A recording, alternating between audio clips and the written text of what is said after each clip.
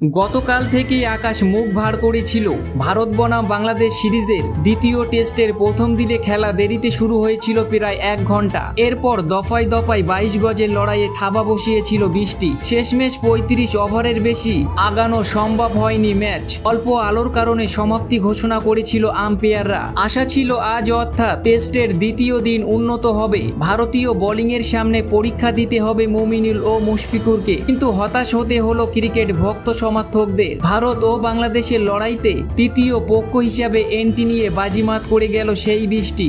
মাঠ খেলার যোগ্য না থাকায় দুপুর 2:30টা নাগাদ বিসিসিআই এর তরফ থেকে সোশ্যাল মিডিয়ায় পোস্টে জানিয়ে দেওয়া হয় যে দ্বিতীয় দিনের খেলা পরিত্যক্ত ঘোষণা হয়েছে। প্রথম দিনের শেষে বাংলাদেশের স্কোর বোর্ডে ছিল 3 উইকেটের বিনিময়ে 107 রান। 2 ওপেনার জাকির হাসান 0, সাদমান ইসলামকে 24 রানে ফিরিয়েছিলেন বাংলার পেসার আকাশদীপ, আর নাজমুল হোসেন শান্তর উইকেট পেয়েছিল রবিচন্দ্র অশ্বিন। সিরিজে 40 রান করে অপরাজিত ছিলেন মুমিনুল হক, তার সঙ্গী মুশফিকুর রহিম ছিলেন অপরাজিত 6 রানে। আজ এক বলও খেলা হলো না। সকালবেলায় দুঃসংবাদ জানিয়ে দিয়েছিলেন দীনেশ কার্তিক। ভারতীয় প্রাক্তন ক্রিকেটার রয়েছে সম্প্রচারকারী সংস্থা জিও টিভির কমেন্ট্রি প্ল্যানে। মাঠের একটি ছবি নিজের সোশ্যাল মিডিয়ায় পোস্ট করে তিনি বলেন, আচ্ছন্দে ঢাকা মাঠ, মেঘলা আকাশ হতাশ করেছিল ক্রিকেট ভক্ত সমর্থকদের। ক্যাপশনে কার্তিক লেখেন, এই মুহূর্তের পরিস্থিতি খুব খারাপ। ক্রিকেটাররা মাঠে এসেছিল সময় মতো, কিন্তু খেলা হবার সম্ভাবনা বিশেষ না থাকায় আর অপেক্ষা করেনি সাজঘরে।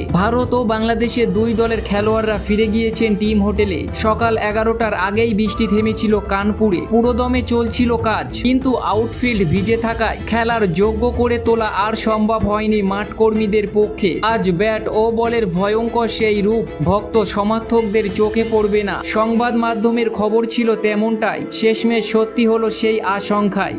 ম্যাচের তৃতীয় দিন অর্থাৎ আগামীকাল আদেও খেলা হবে কিনা তা নিয়ে সংশয় রয়েছে। রবিবার বৃষ্টিপাতের সম্ভাবনা রয়েছে 60%। তো বন্ধুরা, আপনাদের কি মনে হয় গতকাল বৃষ্টি কি হবে? নিচে কমেন্ট করে জানাতে ভুলবেন না।